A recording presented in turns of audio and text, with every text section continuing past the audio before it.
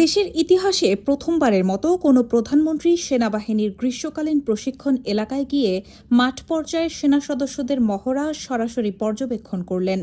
মঙ্গলবার সকালে আকস্মিকভাবে মানিকগঞ্জের সিংগাইরে ৯ পদাতিক ডিভিশনের অধীনে ৮ বীরের প্রশিক্ষণ এলাকায় উপস্থিত হন প্রধানমন্ত্রী তারেক রহমান। তিনি প্রশিক্ষণের বিভিন্ন ধাপ, রণকৌশল, সমরাস্ত্রের ব্যবহার এবং সেনা সদস্যদের পরিচালিত একটি রেড মহড়া পর্যবেক্ষণ করেন। সেনা ব্যাংকারে নেমে কর্মকর্তা ও সদস্যদের সঙ্গে মতবিনিময় করেন এবং ছদ্মবেশে দায়িত্ব পালনরত সেনা সদস্যদের খোঁজ খবর নেন। এক পর্যায়ে মহড়ায় অংশ নেওয়া সেনা সদস্যদের সঙ্গে খাবার ও চা পান করেন প্রধানমন্ত্রী। পরে সেনা সদস্যদের উদ্দেশ্যে বক্তব্যে তারেক রহমান বলেন, দেশের জনগণ বাংলাদেশ সেনাবাহিনীর ওপর গভীর আস্থা রাখে।